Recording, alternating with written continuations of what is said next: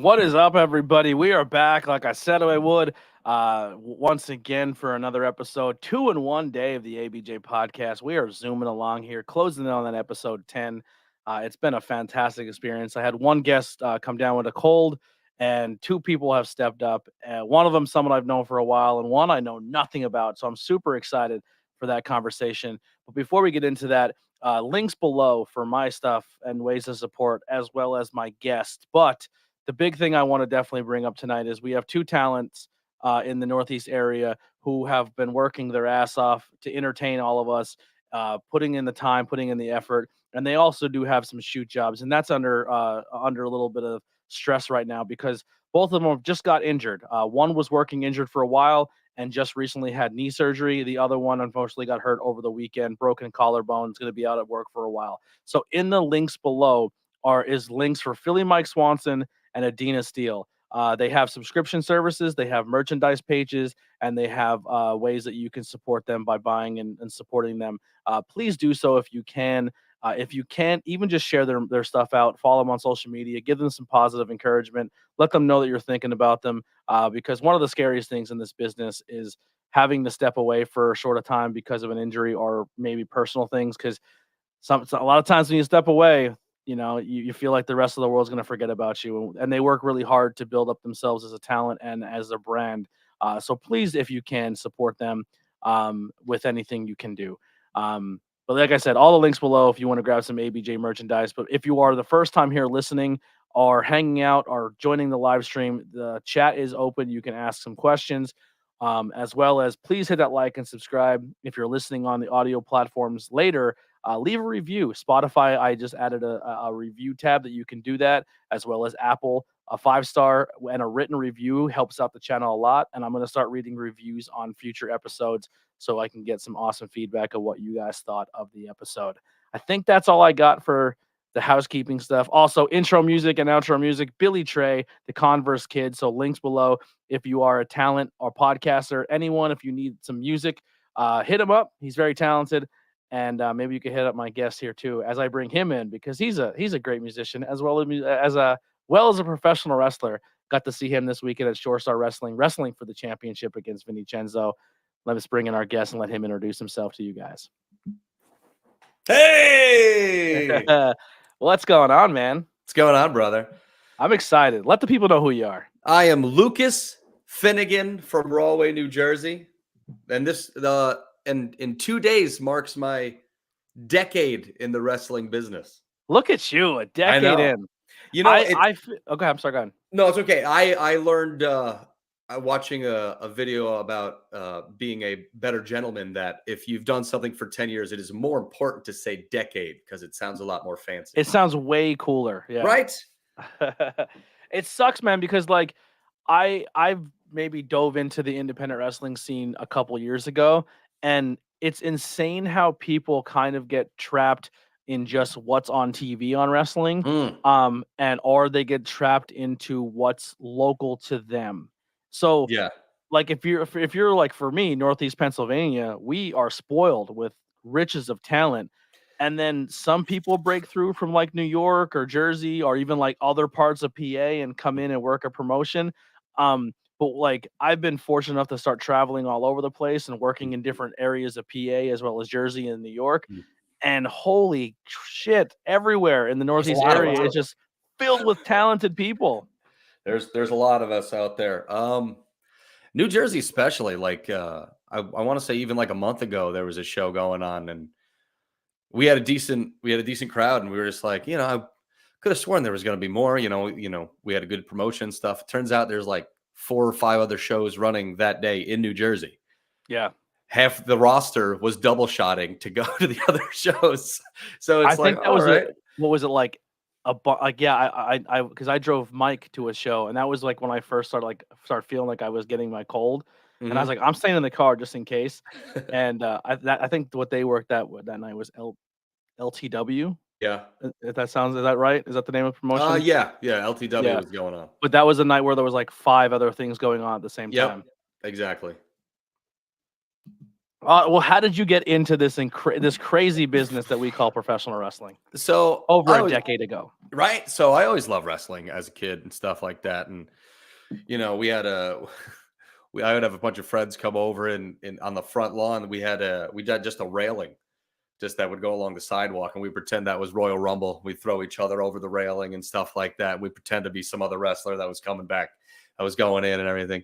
So I've always loved wrestling. My brother turned me on to WCW first before WWF, so I never got to watch any of the older Hogan, like the Hogan stuff or any Macho Man or anything like that. As far as I knew, the only Hogan was the NWO black and white Hogan. That was the only Hogan I knew when I was a kid. So, well, you got a little bit of Hulkamania in the early stages of WCW. But like Nitro, yeah. From when my brother because my brother controlled the television, so if he turned it on and it was on, then that's what we were watching. So when he was watching wrestling, I only saw Hogan NWO. Okay. And then high school, I had a couple buddies that were like training. My one buddy, Nick Gregory, he started training at IWF in New Jersey, and he would go on like, he was a lot older. As funny as it is, when he transferred to New Jersey, they held him back like twice for whatever reason. That's embarrassing. So senior year, he was like 20. And we were all like just turning 18 and stuff. We're like, look at this geezer. Yeah. It's cool. I graduated a kid who was old enough to drive to our middle school graduation and old enough to drink at his high school. That's amazing. Yeah, I was killing it. But so he would go, and then his cousin built a ring out of a trampoline and some ropes around like a tree and his pool deck. And he was like, yeah, come by. We're wrestling. We're doing backyard wrestling. And it's like, okay, I'll check it out. And did that stupid madness for like 2 years. And then my mom saw a video and was like, you're fucking out of your mind. You're going to kill yourself. So I didn't do that for a while, but I still hung out with everybody. So Nick is how I met Chris Steeler. Chris Steeler, Vic Voorhees, Jay Blaze, Travis Blake, a bunch of people from IWF, Fala, and I just kept in touch with them. And I want to say like a couple years down the road, I started going with them to shows, and they were like, hey, if we get there early enough, you can get some ring time and we can like help train you and teach you some stuff. So I'm like, all right, that sounds cool to me. And, but it was very crash course. It was very like not formal training or anything like that. But, apparently I had met Ref Ryan T at a Halloween party in 2012, because it'd be a decade. So in 2012, and I was like, hey, I've been kind of, training to be a wrestler. He's like, oh, I'm a wrestler. I'm like, really? He's like, yeah, I can get you on a show. I'm like, oh, okay, sure. So he gets me on this show at UWA Elite in South River. This show was at the Metuchen Sportsplex, and it was an 8-man tag. And that was my first match. And I actually rewatched it today just to see. And I was like, wow, I was fucking terrible, but I was thinner. So that was good. I was thinner, but like actually watching the match, I was like, wow, I shouldn't have been in there. Yeah. But I let that training kind of coast and like kind of learn things on the fly and as I went along and stuff like that, and not the right way. And it wasn't. And then so giving you the whole history real fast. About 2017, I was in a band and I was like, hey, we're going to make an album. We're going to see how good it does. I'm going to step back from wrestling. And everybody was cool with it. Everybody understood. Album did not do well. And then I kept getting offers to come do like one-off matches here and there, one-off matches here and there. And then I was about to start going full back with UWA, and I had like 2 or 3 matches, and then COVID hits. Mm. And it's like, well, shit. And then we get our first like 2 stimulus checks. And then I see WrestlePro, Creative Pro New Jersey, put up a open house. And I'm like, you know what? I'm gonna do this the right way. I'm gonna go get really trained at a real school by people that know what the fuck, like know how to train people. No offense to my friends, Yeah. but like, they're Creative Pro knows what they're doing. Yeah. They got fucking champions on television right now. Yeah, right. They have the world champion and the tag team champions, right? Exactly. Well, one half of the tag team champions. No, because both of them. Because Did Bowens come out of? Bowens was New Jersey, Castor was New York. Okay, there you go, both of them. So I just interviewed a Creative Pro on somebody else's show last night. Oh, Leo Sparrow. I love Leo. Yeah, Leo's great. Yeah. I started training with his tag partner GKM. Oh, nice. Yes. So I'm also a big VSK guy. I'm a big VSK guy. VSK. Yeah. So dude, I was like, I'm gonna do this the right way. I'm gonna shell out the money. And dude, it's been so eye-opening how shitty I was.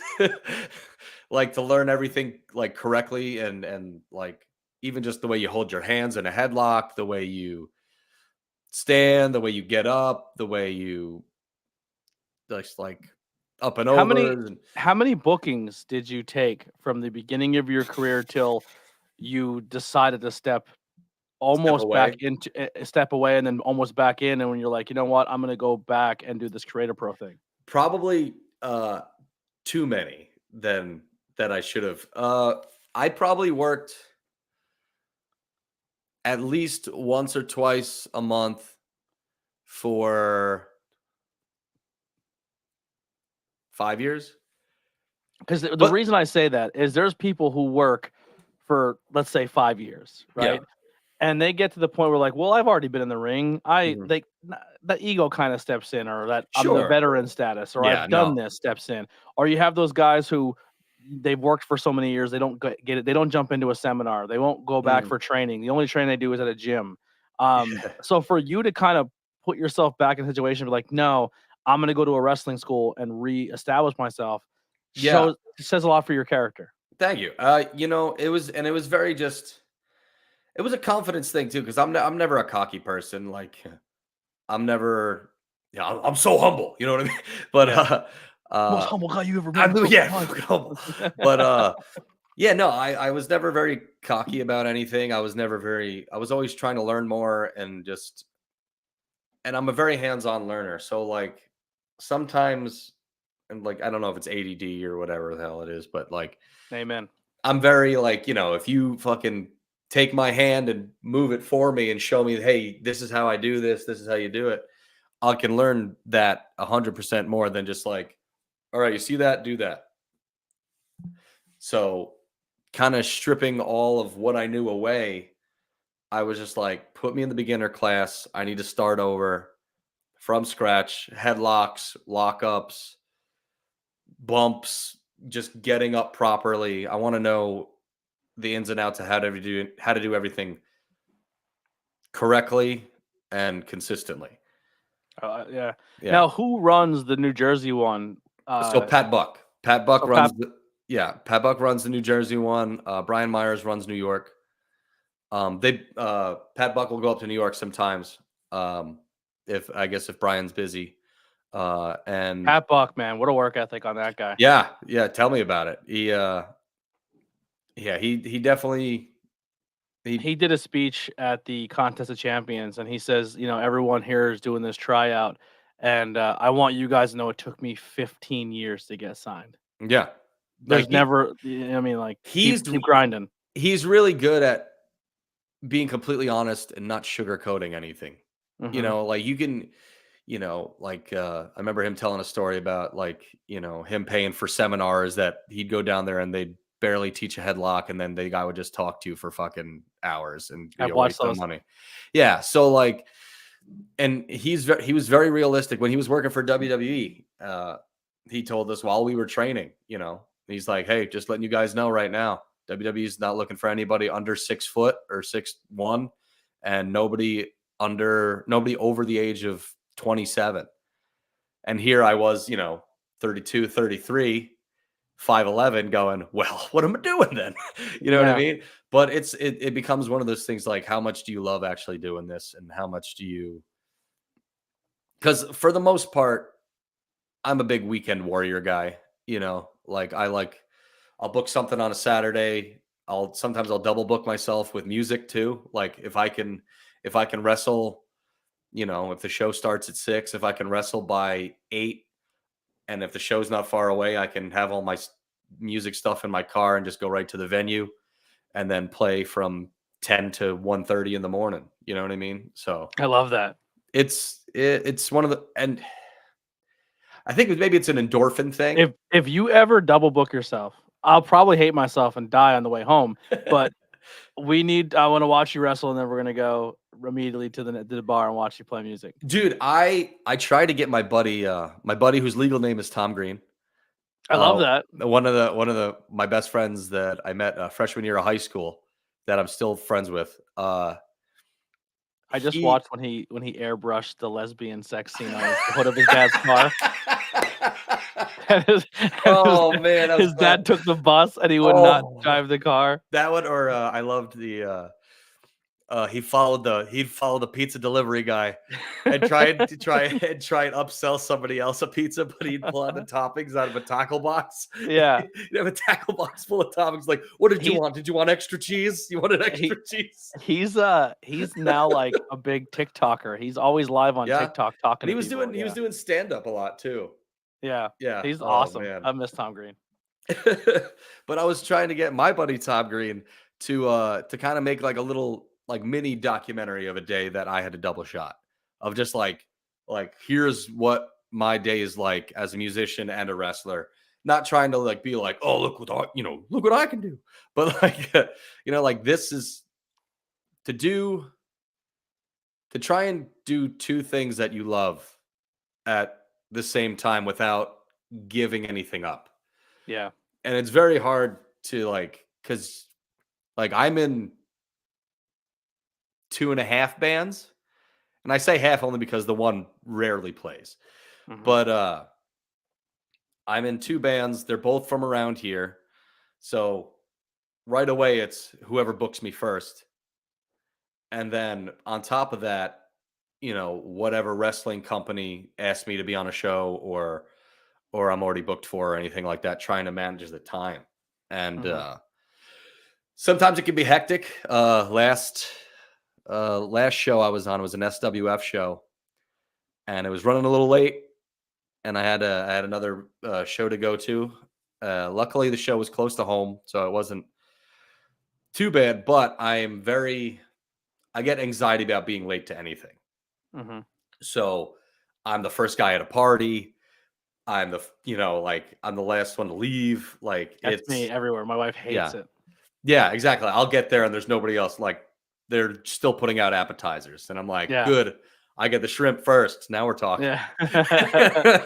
you fuck up all the shrimp before the like, exactly. This guy's an asshole. This piece of shit. Yeah. Well, I showed up, but do you think it's an ADD thing? Because how you said earlier, as I definitely have ADD. Like, I was diagnosed as a kid, but never treated. Me too. Yeah. So the thing about, this is I want to know. We're going to take a sideways track from this because I want to know how they tested you, because I'll tell you how they tested me, but I want to know how they tested you first. All right. So I think I had to do like puzzles. Okay. And then like some type of paper test. When they tested me, I think I was like in the 4th grade. Okay. I was really young. And the reason I was tested is I had this teacher who was a very, very, very old school teacher, like to the point where like I think she got fired the next year because she called us all stupid and idiots and stuff. And I'm just like, on top of ADD, I have no filter. So like if something is upsetting me or something is said, I would just like, what are you talking about? Like, well, you said, like, I would remember everything too. So she's like, you're stupid. And then I would fail a test. And she's like, you failed the test. I'm like, I know, because you said I'm stupid. And they're like, get to the office. You know what I mean? Like, I would throw it back in their face. But if I'm not interested in the topic, or if I can't learn the same way, like you're saying, if you just Yeah. tell me to read something, I'll read 3 lines of it and I won't absorb any of it because I'm Yeah. not interested in what I'm reading. Um, and they put me on everything, and they made me do all the tests, Mhm. and then they're like, "Well, here's the pills you have to take every day." Yeah. And being an early 90s kid, pills and drugs are bad. You know what I Yeah. mean? Yeah. I've seen Yeah. it all over TV. So I literally looked at them and go, "I'm not taking those because I Mhm. don't take drugs." And my parents are like, "If he's not taking it, we're not forcing him to." Yeah. So I just went my whole life untreated with Oh my ADHD. God. So that's awesome. So what happened to me was I was probably around the same age, I think, Yeah. or maybe a little younger, but I was always getting very frustrated when I couldn't learn something, and then like the teacher would kind of either move ahead or I would space out, and then like the teacher would kind of like slam her hand on the desk or whatever like that and freak me out. And I used to cry a lot as a kid. Fucking, I was Yeah. crying. I was a I fucking was very crybaby. emotional. Yeah, I Yeah, was very very emotional. emotional. So keep it down. Mhm. Be a man. And then you But hit high school. Are you a violent psychopath? I wasn't Yes! that bad. I I wasn't that was. bad. Yeah. But I so wanted to punch what everything. so when my mom brought me to the child psychologist or whatever the fuck it is, um, they sat me in the room with the the doctor guy, and he would ask me like a bunch of questions. And you just kind of all right, well, there's nothing else to do other than answer these questions, so I'll just answer these questions. And then he points out a fucking like a toy chest. And he's like, you want to play with those toys over there? I'm like, well, fuck yeah, I want to play with the toys. You're better than talking to you. And I'm playing with the toys, and he would ask me more questions, and he would gauge my responses and how long it took while I was playing with these toys. Yeah, they gave me blocks and Legos, and then they would have me ask so when I got tested, it was by they came to the school and tested me. Okay, no, I I went didn't to have like Yeah. I went to like some weird like institute type place. But yeah, they like made me play with toys, and they asked me questions while I was playing with these toys, and they were just like, "Well, he's not paying attention. He's not." Yeah. Well, yeah, because you're fucking boring, and I got fucking He-Man over Uh-huh. here. Like, why would I respond to you? Oh my god, you're flooding my brain back. Yeah, so they literally handed me blocks and Legos, which was a creative process to Yeah, I could do things, and yeah, they're like, "Yo, here's the blueprints and schematics of how to build a car." yeah, And I would look at the schematics, and they're like, "So, Tony, we're gonna tell you a story," or they would talk to me while I'm just like, "Yo, I don't care what you're yeah, I got a blueprint here. I got to yeah. And they're like, which "Oh, he has ADD. Give him pills."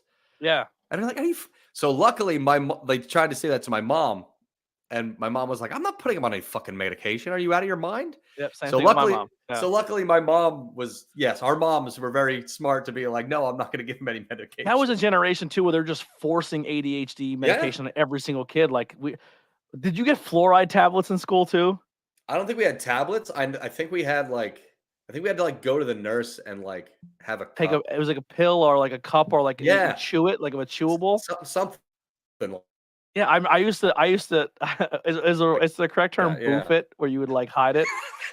I would hide it in my It lip is and then I would now. spit it in the toilet. Yeah. It is now. I'm using I that from think I now heard that on. on a prison show. I'm gonna boof it. Yeah, I don't know if that's the correct terminology, but yeah, but I would hide it in my lip and then go spit it in the toilet. Oh, that's hilarious. Yeah. Holy shit. That was a cool But yeah, side quest. so right. So Double shooting wrestling shows right, with as I music. say, so like for me, it's like I think it's like the dopamine or the endorphins or whatever correct term is it for you getting high on your own life. You know what I Mhm. mean? Yeah, yeah. So like it's one of those things where like if I give up one of these things, I'm just gonna feel so fucking empty. You know You what I mean? created something and you put time into it, and to Yeah. walk away from it is, crippling to you. Yeah. So like when I originally left in like 2017, it fucking sucked. And I was like, granted, like I was still playing like band shows and stuff like that. Another And person got fluoride. We were all fluoride kids. Look at this. right there, they're okay. So there was fluoride. Oh shit. Yeah. Yeah. But like, yeah, one of those things, man. Like if when I gave that up the first time, and like I even I sold my boots to Dirtbag Dan. Like I was like you don't want those back. right. No. But I was like done. Like I was, I was done. And like the band I was with at the time, like it was fun and everything, but it was kind of getting stale. Even after we just made the album, like things were just kind of just falling apart slowly. Uh and then I was getting like little offers here and there to go back for like a match here or a match there or whatever. And then like I do it and I'd be like, oh fuck, I missed this. Like this was so much fun and everything. And then yeah, so because even when the pandemic hit, it was both. So I had just left that band that I just saying it was getting stale with, and I just joined a new band. And I was just coming back to wrestling. So I was just starting to do both of these things. Pandemic hits, shuts everything down. Luckily, the new band I was with, practice studio is the singer's house. So no practices stopped, and we actually got pretty tight and pretty good. Mm-hmm. And then I used my money to go to WrestlePro and learn how to do everything the right way. And dude, it was such a sigh of relief to know that like I'm not really shitty at these things. You know what I mean? Mm-hmm. Like I had a couple of buddies like when I was starting at WrestlePro. Like I still remember how to do some stuff right. And like at least creatively I could kind of maneuver stuff and building a match and whatever. And I had a lot of the guys there being like, "Oh, I want to work with him. I want to work," like, and that was a big confidence boost to me to be like, not be one of the shitty kids in class. You know what I mean? That's just like, oh, I hope I don't get paired up with him for this exercise or this drill or whatever like that. Like, I pick you, and you're the last one. Like Exactly. Like, yeah. last gym class. Oh, I'm happy I was never that last kid in gym class. I always was. Always. Were you? Yeah. I was always really, really, really, really undersized. I had really, really big glasses. I had always, because I'm Italian, so like my hair looks always greasy. I was not the most, but I was insanely athletic. Yeah. And I had heart and determination that no matter what sport we played, I was going to be one of the better ones there. So we would play a sport and they'd be like, yo, this guy is underrated. And then yeah. So I would always get picked last, but that would never happen again after. Yeah, shit. But yeah, man, like knowing that people have confidence in me and stuff, or people seeing my progress and noticing that I'm getting better and that I'm putting the work in and I'm not just coasting or I'm not trying to big league anybody. Like I said, it's my decade in the business or whatever.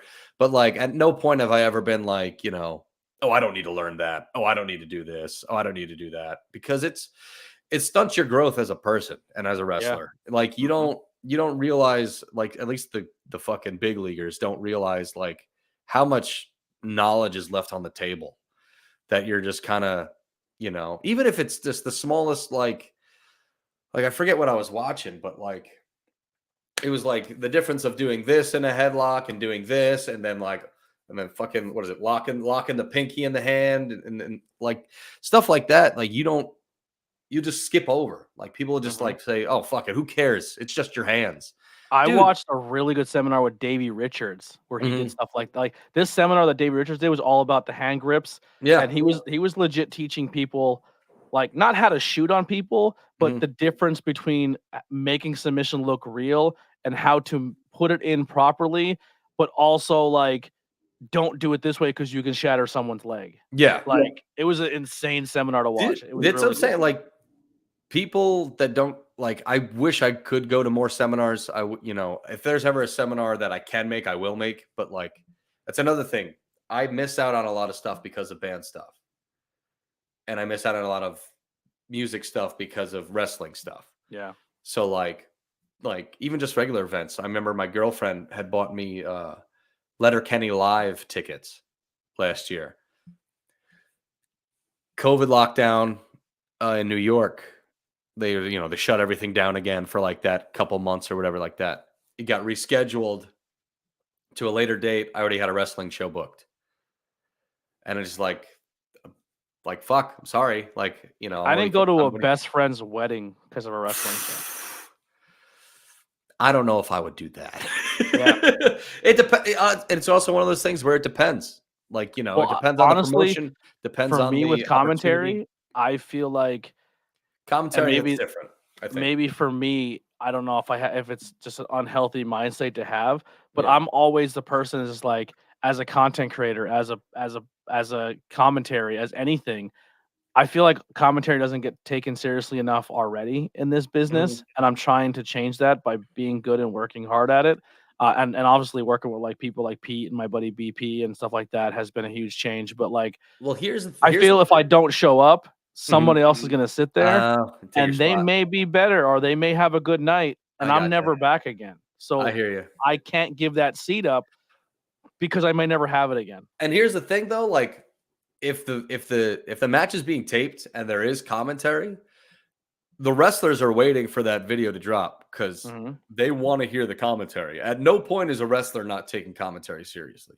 Yeah. Some commentators on some of the promotions around might just be like, "Oh, whatever.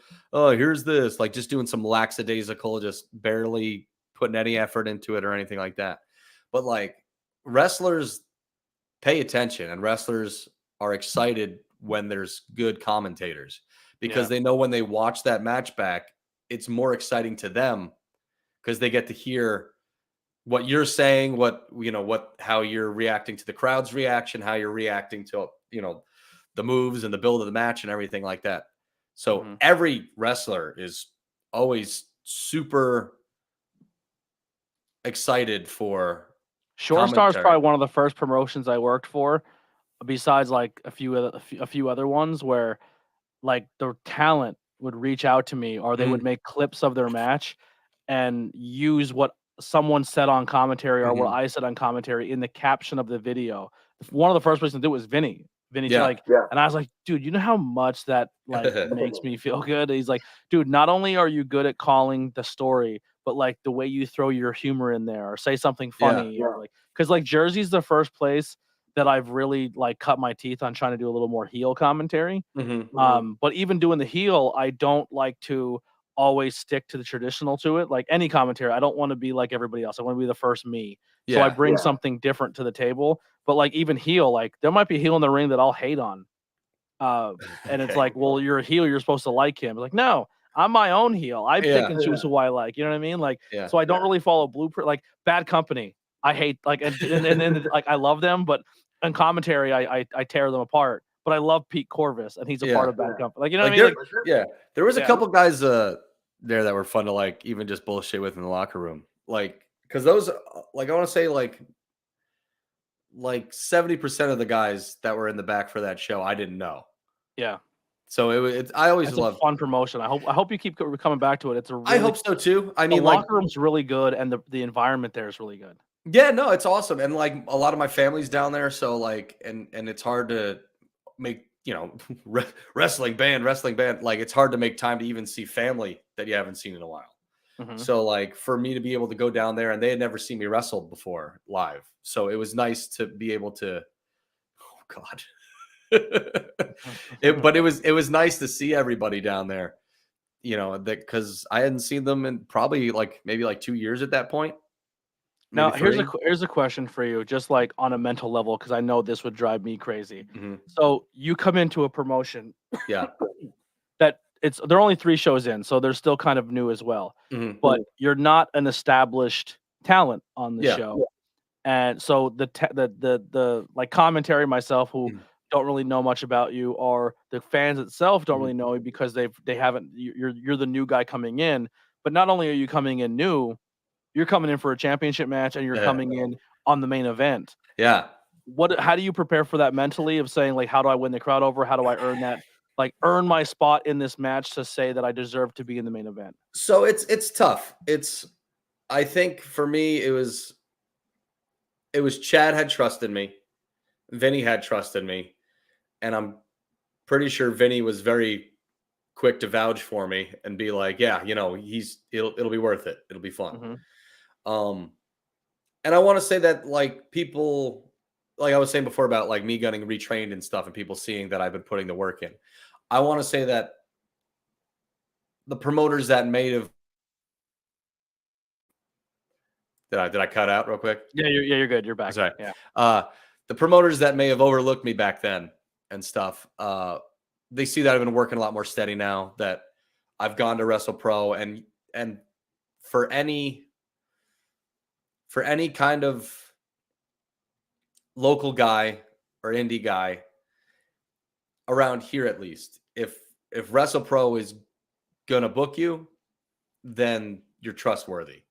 Yeah. Because WrestlePro doesn't just, throw anybody out there, especially on their Fight TV pay-per-views and stuff like that. So I've been very fortunate that they've seen that I've put the hard work in and everything, and that they've let me on their shows. So I want to say that if,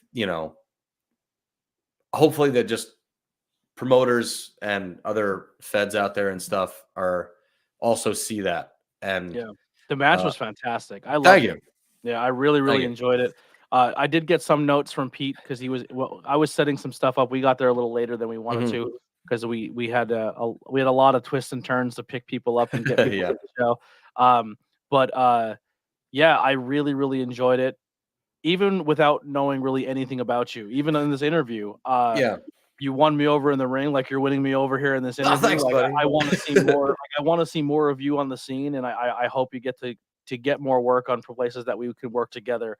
But yeah, that's the things I look at, like on a show. It's like, oh well, someone's coming in, and they're like, I know the title. I'm not being rude about this, but like, it's a prop. It's a title belt. You know what I mean? Well, Like, it is like, because I just won a championship at UWA Elite. The listen, Iron if Man. I want a belt, if I want a title, I'd be super stoked about it. But Well, in the grand scheme of it, like it's.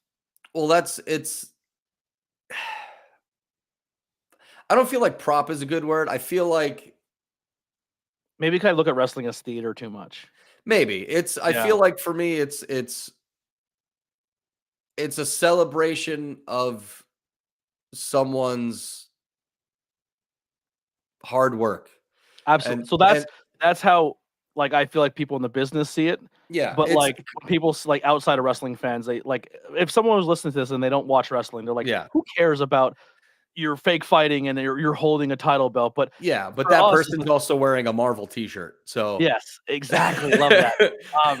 But yeah, how you're saying it is the hard work of what you put in, and the company trusting you to be the brand of their Yeah, exactly. So like, if you work your ass off and the company sees that you're working your ass off and the fans see that you're working your ass off and you're putting on good stuff, then it's the title is a reward for your hard work, and it's a celebration of like all that you've done leading up to that point. And I feel like and sometimes like if it's a new company and it's just like, who do we trust that we could put this title on from the get-go to, like, he can really bring people in, he can put on good matches, he can whatever it is. Like, even that's just, it's, even if it's a new promote, like, I don't know when Vinny got it, but the fact that he has it, that's what I'm saying. But the fact that he has it from the get-go is like a high honor, because I will give this man his roses, and I do all the time. Yeah. I privately messaged him the next day after the show, behind the curtain a little bit. Chad, who runs a lot of it, wasn't able to make it. Like, he books a lot. Donovan wasn't able to make it, who was supposed to be like the guy who in the locker room was going to help everybody and step up. And it fell to Vinny. And Vinny's not only the champion of the company, but he's also another locker room leader. He's been around a long time, and he didn't stress, never got worked up. Everyone on the roster, he kind of said, "Hey, I trust you. Do your thing."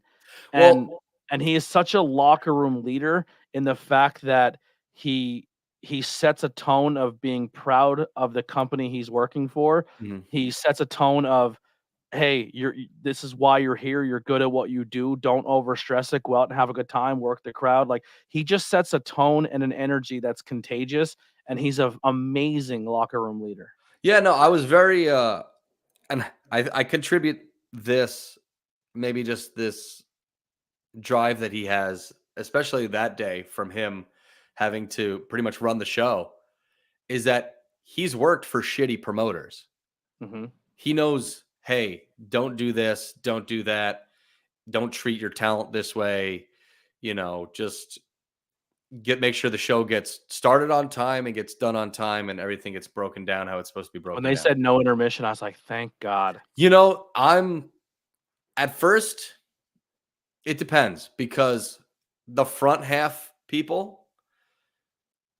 of that show, like a lot of wrestling shows, they rely on that intermission to sell merch. That's a good point. So yeah. if you're in the first, say it's an 8-show it's an 8-match show, that first 4 matches, whoever's in that first 4 matches, that intermission, they can sell, all their other stuff. It does suck for the people later in the show because they go out during intermission, nobody's seen them yet. Yep. You know what I mean? And Eric Corvus told me this because I remember the last show I was at before this. I went out there during intermission and I'm just trying to sell some 8x10s. And he's like, so you're probably not going to sell anything. Nobody's seen you yet. And I'm like, fuck, you're right. Yeah. And then that was also the show I had to run out of there because of the band show. So I couldn't sell anything. But yeah, that show did pretty well for merch from what I've seen. Like a lot of people were going up afterwards, and except for the bad guy. Yeah. But it's another thing. Like, a lot of people depend on that intermission to sell merch and stuff for the kids. Yeah, it's a good call. But I did kind of like the way that they had this one set up too, where it was like, since it was such a kid-oriented show, that like there was still. I mean, if you want to say those kids were bad. Holy shit, dude. Okay, bro, you literally wrestled in front of like. You know when they take all the bad kids in Pinocchio and stick them on an island? They're all the donkeys. That's literally what you wrestled all in front these of. Little donkey kids. Let me tell you, I was all these donkey kids. Listen, when I was coming out, I was like, all right, what can I say? Like, these kids don't know who I am. I'm coming out in a kilt. They're like, oh, he's wearing a skirt, whatever. What can I say to these kids to piss them off or whatever like that? And I'm just like, you're stupid. You're ugly. I hope you get detention all year. I hope you go to summer school. Like, they're like, yeah, we did all that already. Yeah, stupid, weird shit. And I'm sitting in the ring, and I'm standing in the ring waiting for Vinny to come out. And I got these kids to the right of me being like, oh, nice fucking bald head, you piece of shit. And I'm like, they're cursing 100%. Yeah. Where are your parents? Right next to them. They didn't care. Yeah. I was like, Jersey, baby. Yeah. South Jersey. That's what it is. Bro. So Alabama, New Jersey down there sometimes. They did a spot. Leo did a spot with Jada Key where he took him around to have the whole crowd like chop him. Yeah. And dude, these kids weren't chopping. Like these kids are members of a boxing academy. Oh, jeez. Yeah. So like that boxing thing, a lot of those kids are like, I don't want to say I think they might be like maybe like troubled youth who are brought in to become better. They're training. These kids were teeing off. They were teeing off. Jay got hit in the ribs. Like, I think I broke my ribs. Get me out of here. They were pulling Pete Corvus's hair when he hit the guardrail.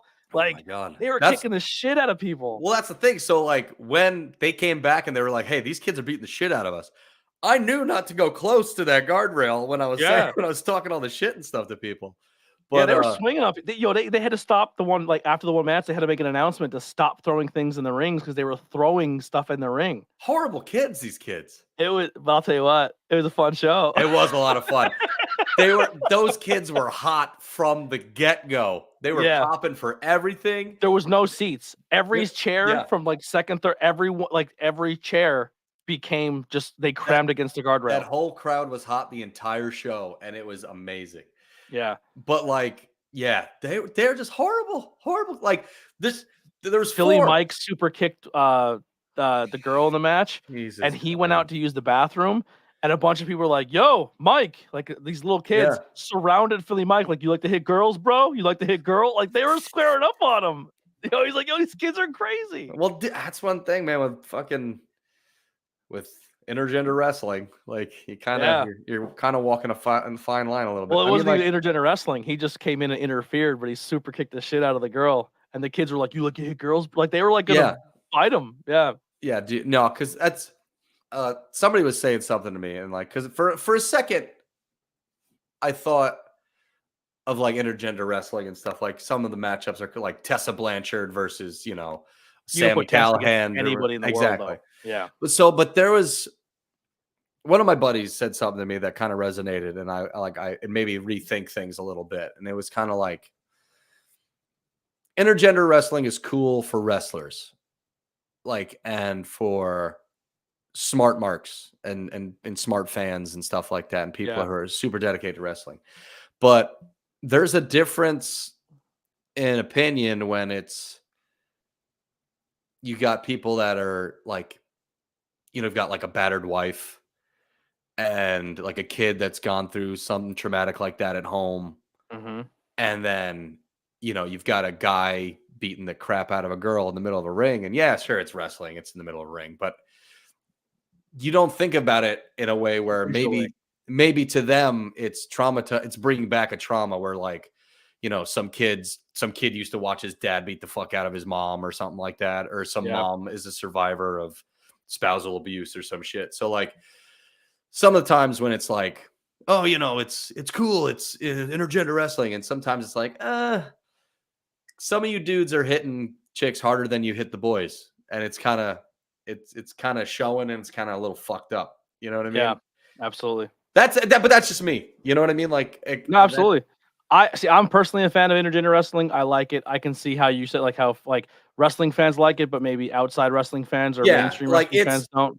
I feel like it's those type of matches are reserved for a crowd that is going to be like only giant wrestling fans. Like, that's like an intergender match isn't something for like a local, like, oh, we're running at a local VFW for a Toys for Tots or something like that. We're going to have an intergender match. Yeah. And then you've got all these kids. And it sucks too, because a lot of these girls who wrestle, they may be the only one girl on the roster, and they can't do anything but a mixed match. That's also super true. I mean, like, there's a lot of promoters that straight up just don't book girls for whatever reason. And like, you have girls who are legit trained and they're badasses and they can work dudes, and then you have a girl who just, I'm not trying to be mean, but she's more like the old school 90s diva, where she's not really good in the ring, but she can sell an 8x10. Yeah. And then you've got her getting super kicked in the face, and it's like, come on, guys. Like, or you have her work a girl who knows how to work, and then they have a horrible match, and then the other girl's not taking it like, well, there's also that. And then the one girl's like, what's happening? Like, yeah. But you'd rather see two girls beating the crap out of each other than some dude laying in on some chick that's, Yeah. That's just me. That's just how I see absolutely. it. You know what I mean? Let's shift gears a little bit here, because we are getting close to that 50-minute mark. Yes. What a great conversation. This is not the last. I always tell my guests, this is not the last time. I would love to have you on again and definitely catch up. But let's shift gears into the music here. What do you play in bands? What instruments can you play? And how did you get into this music scene? So I've been playing guitar for 2 decades. There it is. I've been playing guitar for 2 decades. You're twice as awesome than you are in your wrestling career. That is 100% honest and true. Yes. I am a much better musician than I am a wrestler. So no, I was my uncle, Ricky, who had passed away when I was like 16, but him and my dad were very musical, and they both had guitars and stuff, and they would play and everything. And my dad would play his guitar for me, and my uncle would play his guitar for him. And I always wanted to play, and I've always been I was always very interested in like figuring out how everything's, works. And you self-taught? No. So I did go to lessons from probably like from 12, 13, 14, I was maybe on and off.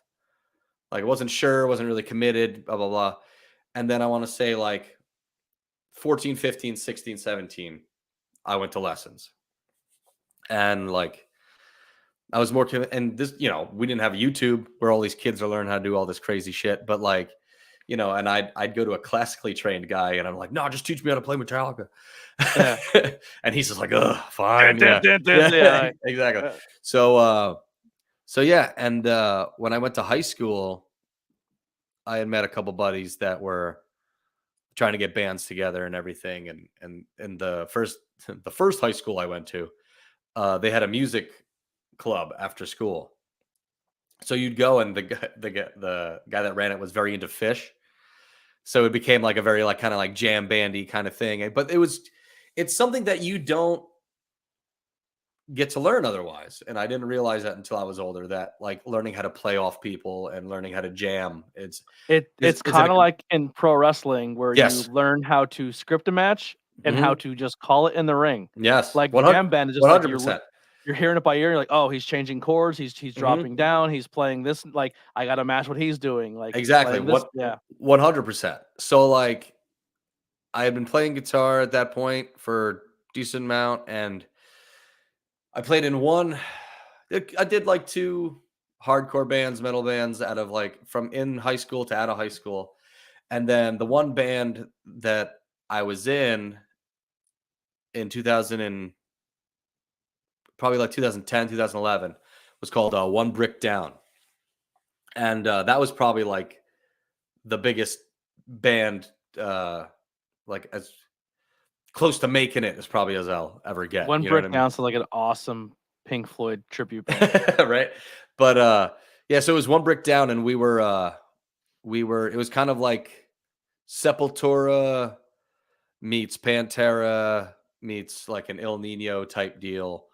So we were like a 6-piece band. I actually played bass in this band. 6-piece. Yeah. So I played bass in this band, 2 guitars, singer, drummer, and then we had a Latin percussionist to do like congas and timbales and bongos and stuff. So that was awesome. And we did really well for a couple of years. And then it kind of fell apart. I was the youngest in the band, and a lot of the guys were kind of like, hey, life's kind of catching up with us. We need to, make some changes. Work's getting in the way, families and stuff. And I was just kind of like, well, I don't want to give up.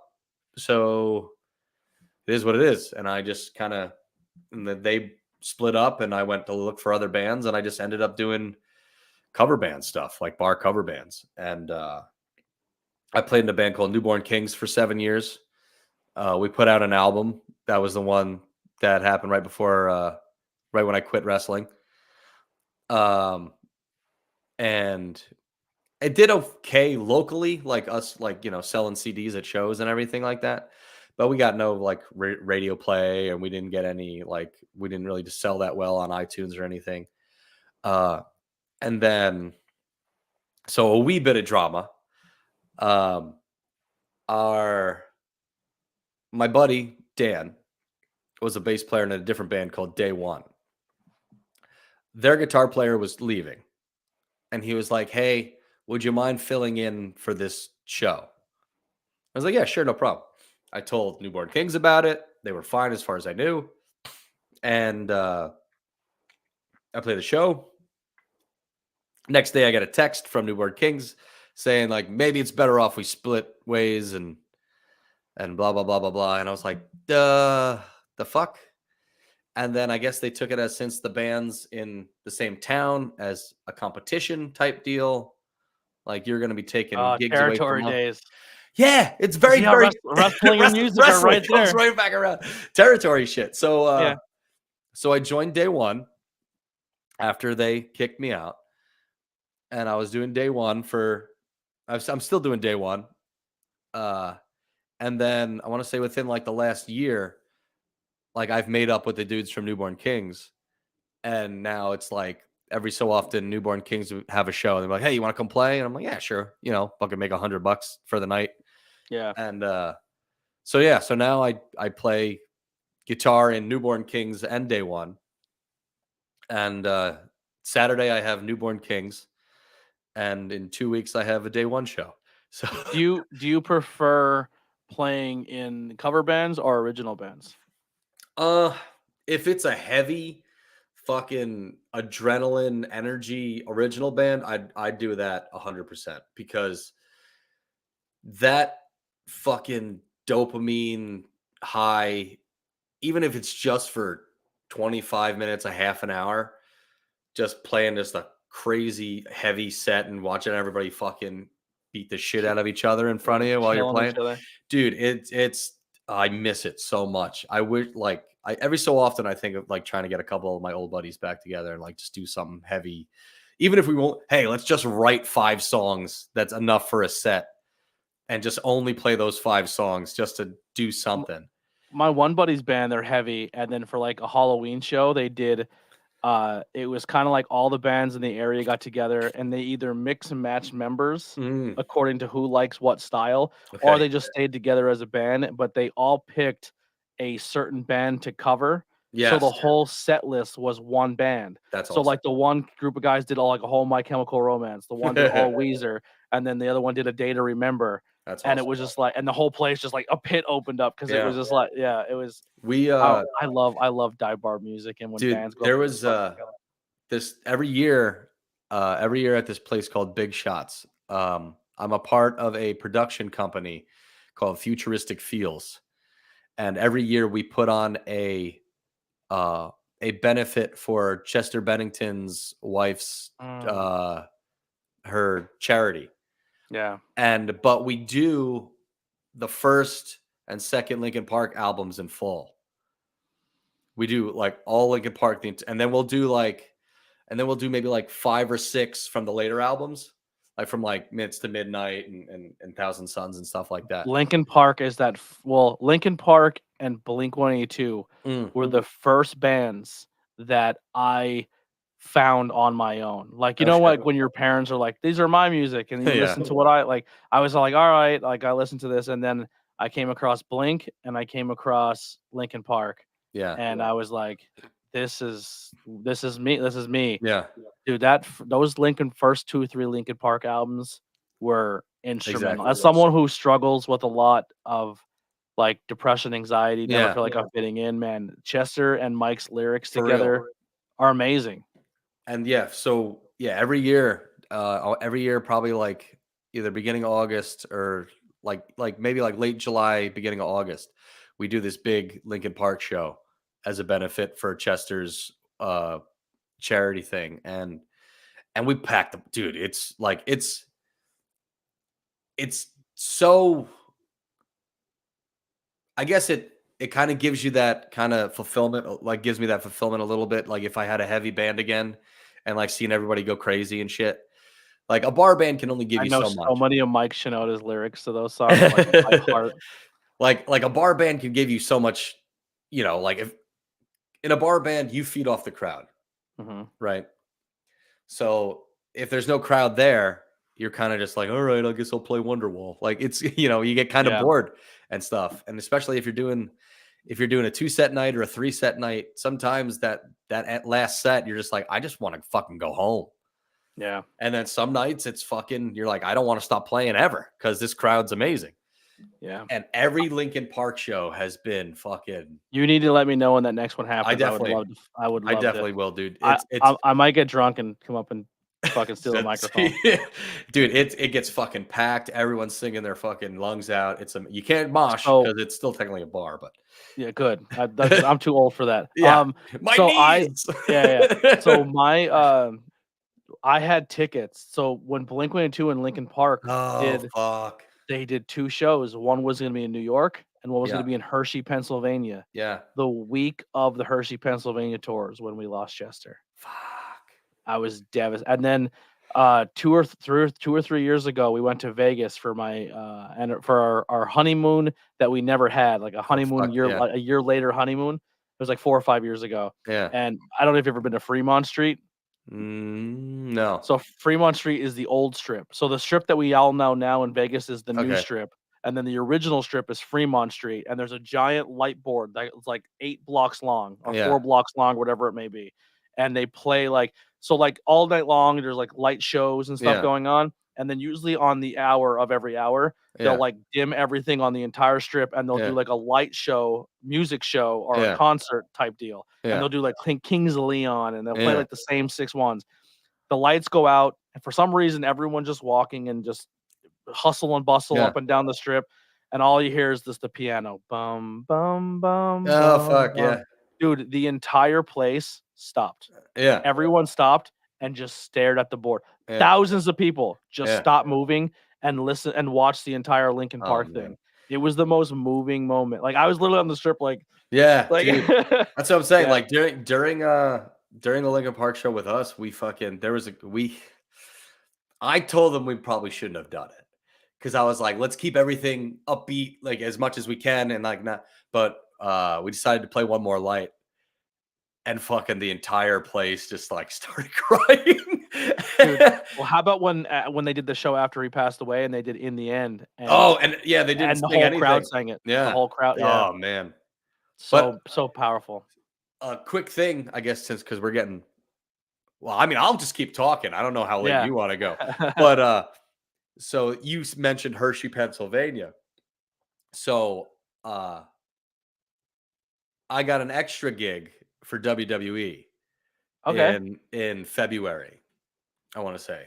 And it's in Hershey, Pennsylvania.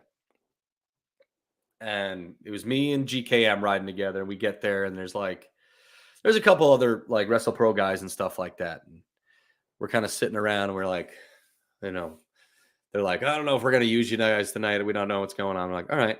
And then they're like, all right, we need like 8 of you. And we're all fucking like, pushing each other out of the way, whatever.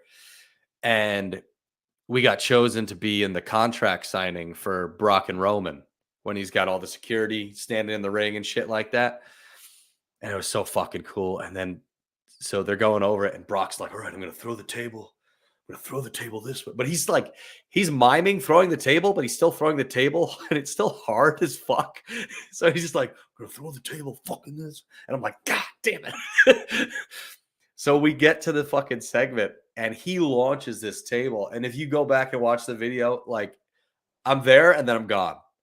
Like he throws the table and you just see me like this and then I disappear because he hit me so fucking hard with this table.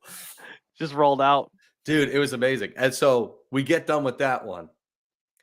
Fast forward, I think a month and a half later, we get called to go to Barclays. And so we're at Barclays for SmackDown again.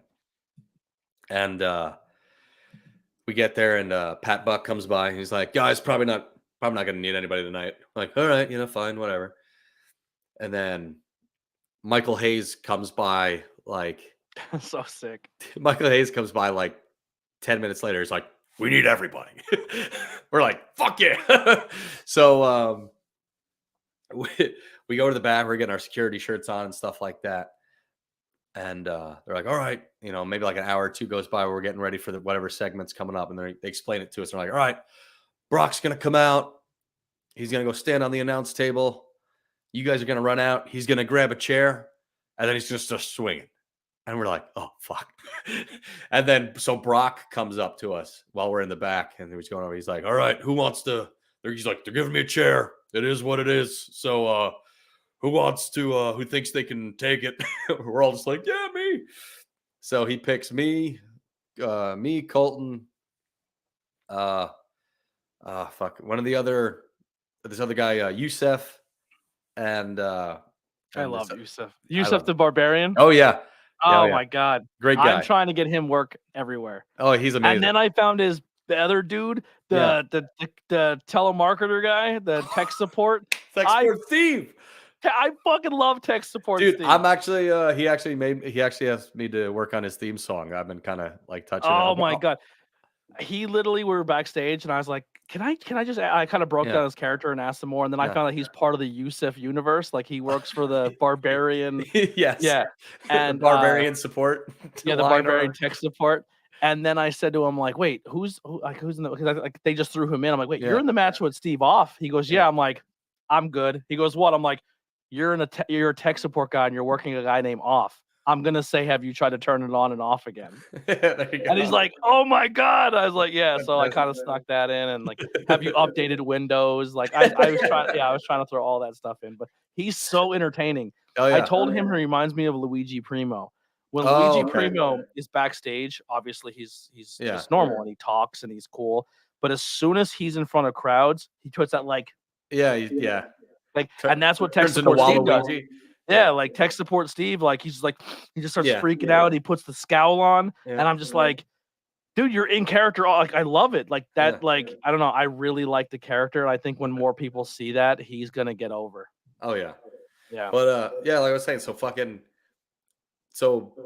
we go to do the thing, and we run out there, and Brock's on top of the table. He's got the chair, and we didn't talk about how he's getting off this fucking table. So it's just like, all right.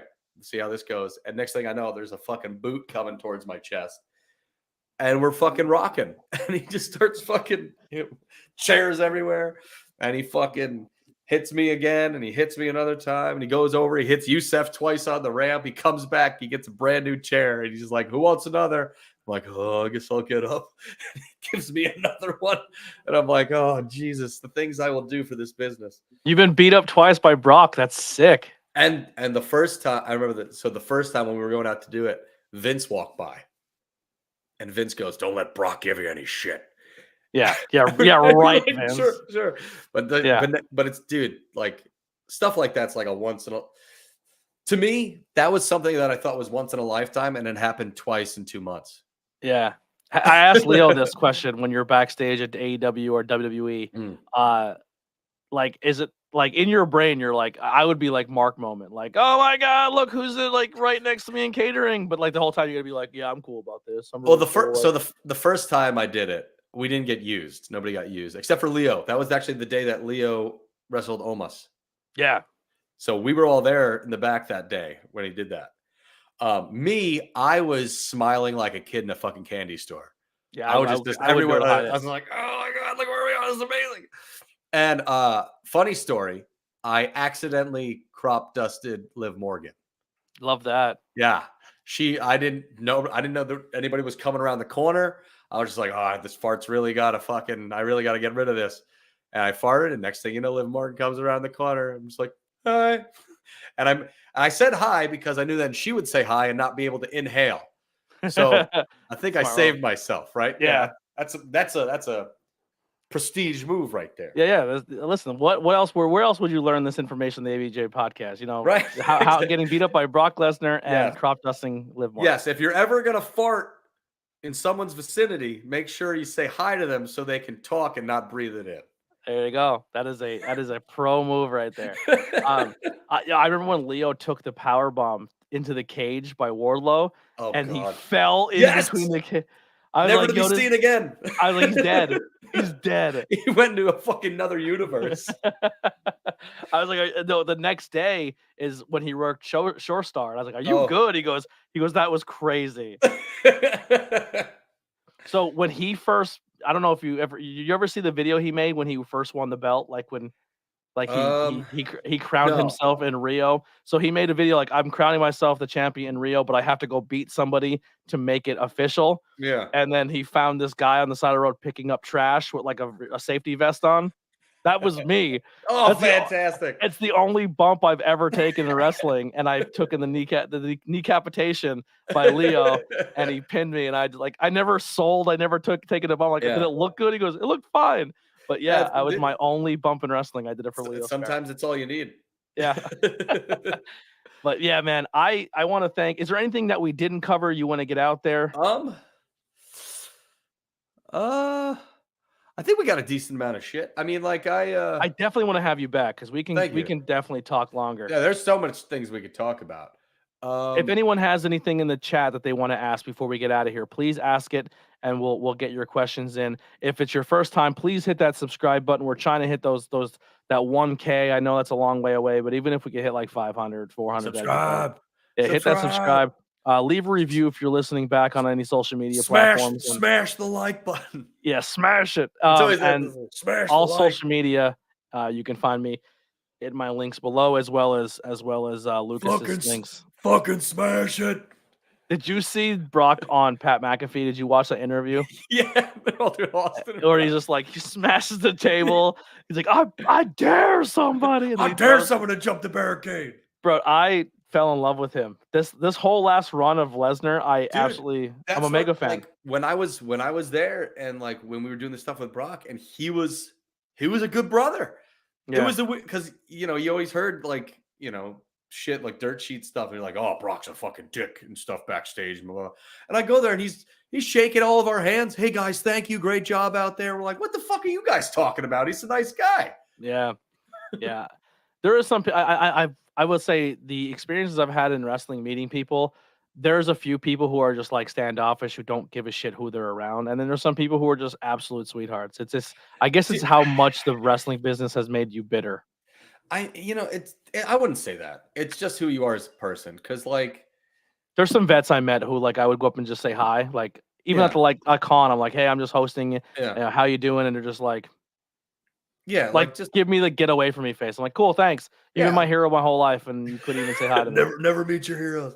Yeah. No, so for me, like I was always pretty pessimistic, and I was always pretty kind of not standoffish, but like an introverted extrovert. Like I like going out, but I like to be left alone. You know what I mean? So like, especially even like shows and stuff, like and like band stuff. Like, we take a break between sets. I take a walk. If my girlfriend's not there to like hang out with and just like have beers with, and I don't want to be bothered, go outside so no people just leave me alone. You know what I mean? Hey, when you playing next set? You playing any Bon Jovi? No, go fuck yourself. Like, actually, I'm playing all Bon Jovi next. Only set, Bon Jovi. You're in for a treat, and then never play a second of Bon Jovi. Just for you, we're playing the discography the entire next set. That's what I would say. We're playing Slippery When Wet, all 3 sets. Yep. Start to finish. No, just like sometimes you just kind of want to be left alone. But like I've kind of gotten like a lot better at just kind of like just hanging out and just being nice. Just be nice to everybody. Yeah. Like, that's if you smile at somebody, they smile back. Mm-hmm. And it, whatever mood they're in, they fucking change their mood. Just be a nice fucking person. Yeah. You know what I mean? All right. Well, that'll wrap it up here for the episode 9 of the ABJ podcast. Lucas, thank you once again for doing this. I had an absolute blast. It's crazy. Like last minute replacement interview. We had maybe a 5-10 minute conversation backstage at Short Star. And it led to probably one of my longer interviews. Then we probably could have gone another hour. We could definitely keep going. Yeah, we're 2 ADHD kids that love music and professional wrestling. Yes. We didn't even get into probably nerdum stuff that we're into. No, not at all. We'd be here all day. But Power Rangers, the fucking Power Rangers and stuff, and JDF. I don't have my jacket here, but I have a jacket I rock, and it's covered in patches. And from shoulder to shoulder is the original members of the Power Rangers, and then right on my breast, like on the back part, like on the side, is the Green and White Ranger. Oh, dude, if you want to look this up after we get done with this, I used to make videos on YouTube when YouTube was like brand new, of just doing Goldar's voice, but saying horrible things, overdubbing it in old Power Rangers episodes. You remember the Power Rangers? You remember the old Ninja Turtle redubs? Oh, yeah, what they were called. Or like the X-Men ones where people dub like, bitch, who you think I am? I'm the Juggernaut. Like I gotta love those. The G.I. Joes, pork chop sandwiches. So good. But thank you so much. We definitely have to do this again. You are on the list to come back. Please, people that I work for that listen to this, book this man. He is so much fun. Book me too. Listen, I'm trying to play music. Either one. Yes, I'm trying so hard to get more of the Jersey people who I think are absolutely gems in this business to get more opportunities in like PA and all these other places, because you guys are so good down there, and I feel like more people need to understand what's happening in Jersey. And I could literally sit here all day and rattle them all off. Like, just watch Short Star Wrestling. That whole roster is just top notch. But thank you again.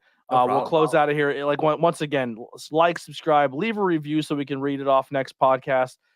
Clips will be coming very soon of this on social media. I have like 4, like every week I do one full week of just the clips from another episode. Nice. But so next week will be like, I think episode 5 and then 6. So it'll be a little bit to your clips, but there will be clips coming. I'm a one-man band, so give me some time here. I got you. But when the Sanctuary reopens, we'll get you in the Sanctuary. That'd be cool. Ooh, what's the Sanctuary? The Sanctuary is an old church converted into a wrestling studio. Oh, what? And it's all like pretty much about safety and getting everything done. But the only problem is they make really no money, so there's no pay. But you get really cool footage, and it's a really cool experience. I'll do that, and I'll also bring my guitar stuff so I can just say I played in a church. Yes. And then after Sanctuary, we can go to Pottsville, which is like 30 minutes away, and we'll go to Deppin's Brewery. Yes. You know what else I want to do? I want to learn how to play the fucking Star Spangled Banner so I can start playing some fucking openings. You know what I mean? That'd be dope. Be dope. But we'll close this one out because we will absolutely keep going. Here's some Billy Trey. We're out of here.